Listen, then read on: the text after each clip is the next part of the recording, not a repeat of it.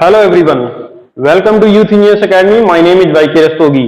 Column and stress के last video में हमने यूलर्स फार्मूला के बारे में आपको बताया था, ठीक है। तो यूलर्स फार्मूला में इक्विवेलेंट लेंथ और क्रिटिकल लोड के बारे में बताया गया है। डिफरेंट एंड कंडीशंस पर हम इक्विवेलेंट लेंथ और क्रिटिकल लोड के बारे में निकालेंगे, ठीक है। तो सबसे पहले मैं जो केस ले रहा हूं उसमें जो कॉलम मैं कंसीडर कर रहा हूं उस कॉलम की जो एंड कंडीशंस हैं उसमें one end fix and other end free की एंड कंडीशन में लेकर चल रहा हूं, ठीक है। तो आइए स्टार्ट करते हैं आज का video. So critical load and equivalent length of column with first जो एंड कंडीशन है one and fixed and other free, ठीक है। तो one and fixed and other end free जो है ये वाला केस हम लेके चल रहे हैं। तो आप देखिए इनिशियल सेंटर लाइन के बारे में अगर हम बात करेंगे तो इनिशियल सेंटर लाइन जो है वो आपकी ये इनिशियल सेंटर लाइन है जिसे मैं डॉटेड बना रहा हूं, ठीक है। ये पॉइंट है ए and this point is B. The length of column is L. Length of column is L. ठीक है। तो जब भी आप लोड लगाओगे तो लोड लगाने के बाद इस तरह के कॉलम में जो डिफ्लेक्शन होगा वो इस तरह का, ठीक है, इस तरह का डिफ्लेक्शन होगा। दैट मीन्स कि यदि आप सेंटर लाइन की ओर से देखेंगे तो आपको यहाँ पे क्या दिखाई देने वाला है, आपको यहाँ पे कॉन्वेक्सिटी दिखाई देने वाली है, कॉन्वेक्सिटी। और यदि कॉन्वेक्सिटी होती है तो बेंडिंग मोमेंट जो होता है वो किस तरह का लेते हैं, बेंडिंग मोमेंट होता है पॉजिटिव, ठीक है। तो यहाँ पे हमने लोड को कंसीडर किया है, this load is P, this is the maximum deflection delta, ये जो है this is the maximum deflection delta. Now अभी मैं क्या कर रहा हूं, अभी मैं यहाँ पे B पॉइंट से X डिस्टेंस पर एक सेक्शन कंसीडर करूंगा XX। यहाँ पे मैंने एक सेक्शन लिया है इसे मैंने B से X दूरी पर लिया हुआ है और यहां पर जो डिफ्लेक्शन है, यहां पे जो डिफ्लेक्शन है, this deflection is taken as by, this deflection is taken as by. अभी मुझे क्या करना है, अभी मुझे इस सेक्शन के अबाउट मोमेंट चाहिए, इस सेक्शन के अबाउट मुझे मोमेंट चाहिए। तो मैं आइदर मैं अप साइड में देखूंगा या फिर मैं डाउन साइड में देखूंगा। मुझे कॉलम के एक ही तरफ देखना है तो मैं ऊपर की साइड देखता हूं, यहां पर सिर्फ एक लोड लग रहा है, P लोड लग रहा है और इसकी जो लाइन ऑफ एक्शन है, इसकी जो लाइन ऑफ एक्शन है उसका सेक्शन से, उसका इस पॉइंट से जो डिस्टेंस है, वर्टिकल डिस्टेंस है, परपेंडिकुलर डिस्टेंस जो होगा वो कितना होगा, this distance will be delta minus y, delta minus y, okay. So अगर मुझे मोमेंट चाहिए होगा तो मोमेंट कितना होगा, बेंडिंग मोमेंट कितना जाएगा, P into delta minus y, क्योंकि मोमेंट क्या होता है, मोमेंट होता है फोर्स इंटू परपेंडिकुलर डिस्टेंस, ठीक है। So what we are going to, so moment about section XX, so this will be equal to P delta minus y. और ये बेंडिंग मोमेंट हमें लेना कैसा है, तो आपको मैंने बताया कि जब हम इनिशियल सेंटर लाइन की ओर से देख रहे हैं तो हमें कॉन्वेक्सिटी दिखाई दे रही है। साइन कन्वेंशन के हिसाब से बेंडिंग मोमेंट को कैसा लेना है, पॉजिटिव लेना है। So this is the positive bending moment. So m is equals to P delta minus y, this is our equation number 1। Now m को हम लोग क्या लिख सकते हैं, m is equals to EI d2y over dx square. So this is our equation number 2। इन दोनों equations का लेफ्ट हैंड साइड इक्वल है तो राइट हैंड साइड भी इक्वल कर देते हैं। तो यहां से आ जाएगा EI d2y over dx square that is equals to P delta minus Y.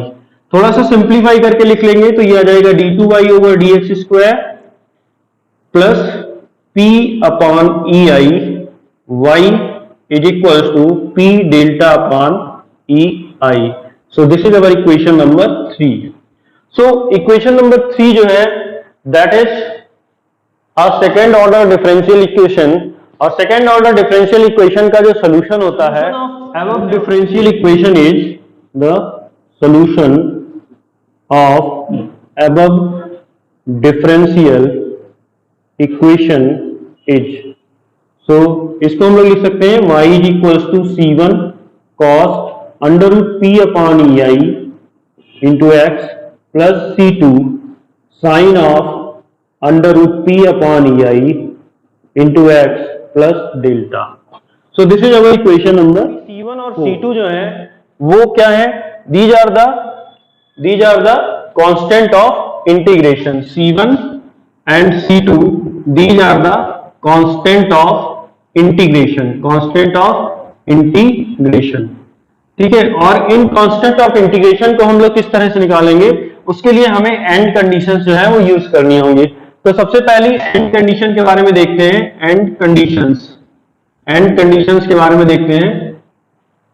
And conditions क्या है, बी पॉइंट के लिए x की वैल्यू क्या होगी 0, और आप देखिए बी पॉइंट पर किसी भी तरह का कोई डिफ्लेक्शन नहीं है, दैट मींस y की वैल्यू क्या आ रही है 0। दैट मींस पहली कंडीशन हम लोग ले सकते हैं x इज इक्वल टू 0 पर y क्या है 0, क्योंकि बी पॉइंट पर ये कॉलम जो है ये फिक्स है, इसलिए यहां पर जस्ट बी पॉइंट के इस तरफ अगर आप देखोगे तो वो क्या होगा, वो डिफ्लेक्ट नहीं करेगा। दैट मींस यहां पर जो स्लोप होगा वो भी क्या होगा 0 होगा। तो सेकेंड हम लोग ले सकते हैं x इज इक्वल टू 0 पर dy ओवर dx भी 0 है। और थर्ड कंडीशन क्या होगी, थर्ड कंडीशन होगी x is equal to l। A point पे देखिए x is equal to l पर जो डिफ्लेक्शन है वो मैक्सिमम है, और वो मैक्सिमम डिफ्लेक्शन कितना है, डेल्टा है। So y is equal to delta. तो ये हमारे पास तीन एंड कंडीशन है, इन तीनों एंड कंडीशंस को हम लोग यहाँ पर यूज करने वाले हैं।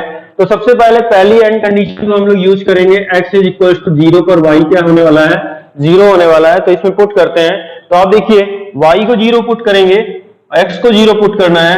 तो यहाँ पे देखिए cos under root P upon E I into X को यदि आप 0 करोगे तो ये पूरा टर्म 0 हो जाएगा, C1 cos 0।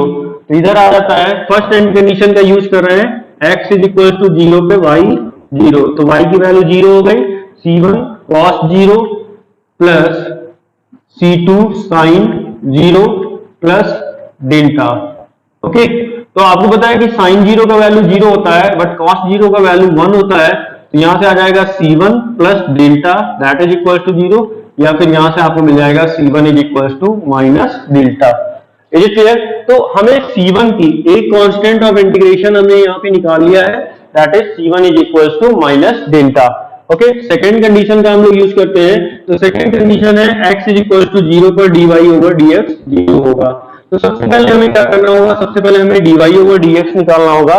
तो देखिए क्या होगा, तो हम इक्वेशन नंबर 4 को डिफरेंशिएट कर देते हैं। तो यहां पर मैं लिख रहा हूं differentiating equation number 4 with respect to x के रिस्पेक्ट में हमें क्या करना है, इसे डिफरेंशिएट करना है। तो ये आ जाएगा dy over dx that is equal to minus C1, ये आपका आ जाएगा under root P upon E I, cos का हो जाता है sine of under root P upon E I X plus C2 under root P upon E I, sine का हो जाएगा cos under root P upon E I into X, और delta का क्या होने वाला है 0 होने वाला है। देखिए ये मैंने कैसे किया है, कॉस है, कॉस का डिफरेंशिएशन क्या होता है, कॉस का डिफरेंशिएशन माइनस साइन होता है, ठीक है। तो ये मैंने माइनस पुट किया और ये साइन के साथ, और x के साथ जो टर्म आता है वो क्या होता है, वो बाहर आ जाता है। तो x के साथ में जो टर्म है under root P upon E आई, ये बाहर आ गया, ठीक है। सिमिलरली साइन का डिफरेंशिएशन कॉस होता है, पॉजिटिव होता है, ठीक है। तो यहाँ पे कोई प्रॉब्लम नहीं है, और x के साथ में जो है वो बाहर आ गया। डेल्टा एक कांस्टेंट है, दिस इज द मैक्सिमम, और जो भी मैक्सिमम होता है या मिनिमम होता है वो मैंने क्या बोला है, वो मैंने बोला है कि कांस्टेंट होता है। तो डेल्टा का डिफरेंशिएशन क्या होने वाला है, 0 होने वाला है, ठीक है। तो अभी हम लोग अपनी एंड कंडीशंस को यूज कर सकते हैं। तो ये x इज इक्वल टू 0 पर dy ओवर dx क्या होने वाला है, 0 होने वाला है। तो आप देखिए dy ओवर dx को हम लोग 0 कर देते हैं।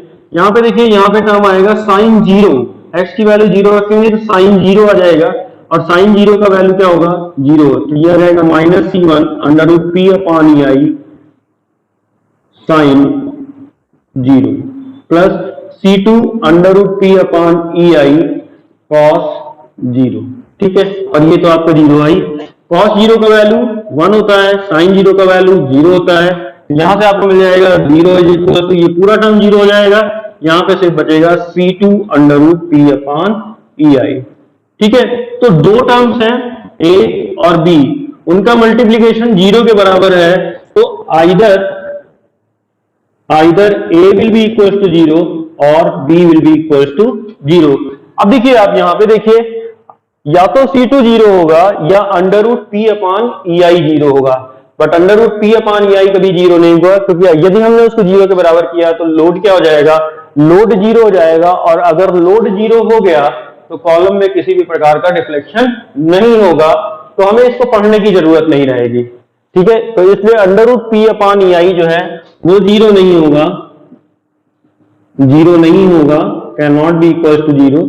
तो यहां से आपको मिल जाएगा C2 will be equal to 0। तो यहां से आपको मिल जाएगा C2 will be equal to 0। ठीक है, इज इट क्लियर? अभी हम लोग थर्ड कंडीशंस को यूज करेंगे, और थर्ड कंडीशन क्या है, x is equal to L पे y क्या होने वाला है, डेल्टा होने वाला। तो सबसे पहले हम C1 और C2 की जो वैल्यू निकाली है उसे हम इक्वेशन नंबर 4 में पुट करेंगे, और पुट करने के बाद में जनरल इक्वेशन बनाएंगे। ठीक है, general equation we will get, we will put the value of C1 and C2 in our equation number 4।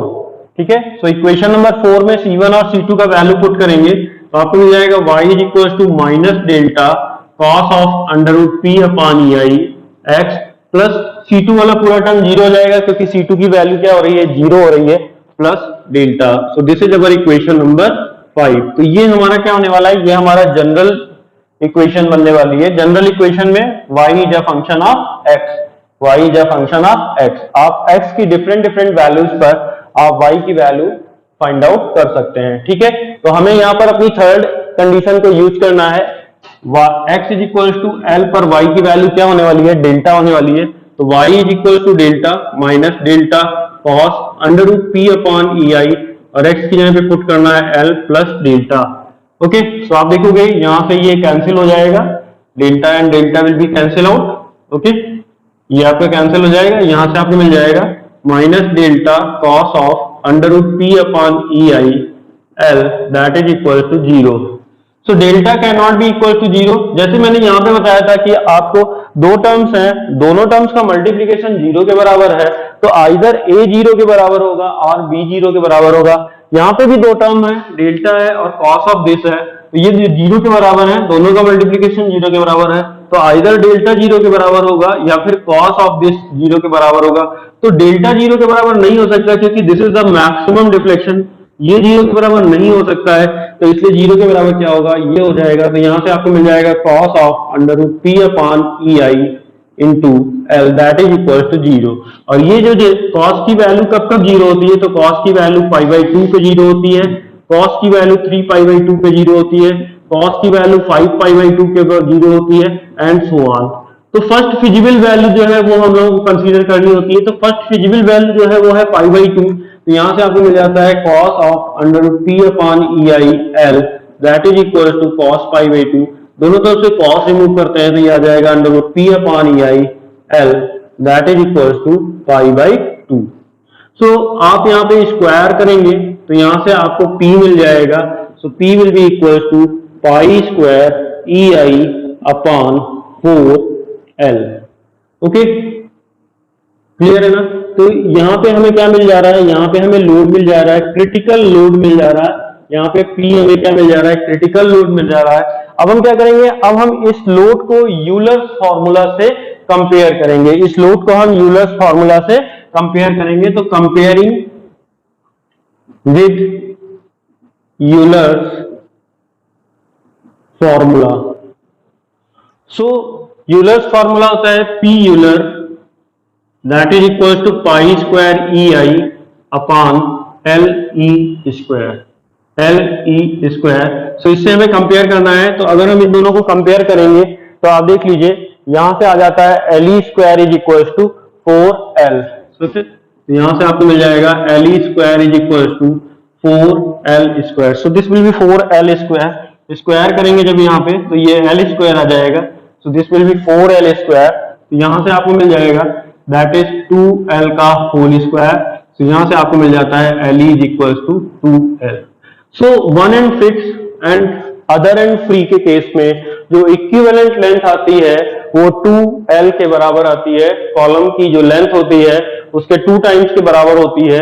तो इसीलिए क्या होता है, जब भी हम कॉलम बनाते हैं जिसमें वन एंड फिक्स और अदर एंड हिंज होता है, अदर एंड फ्री होता है, तो उस केस में हम कॉलम की पाइलिंग काफी गहरे से करना स्टार्ट करते हैं। जैसे मेट्रो के जो पिलर्स होते हैं, तो मेट्रो के पिलर्स आपने देखा होगा कि एक एंड पे फिक्स है, दूसरे एंड पर फ्री है। ओके, सो इनकी पाइलिंग काफी गहरे से की जाती है। थ्योरेटिकली तो ये माना जाता है कि जितना कॉलम जो है वो जमीन के बाहर होगा उतना ही कॉलम जमीन के अंदर भी होना चाहिए।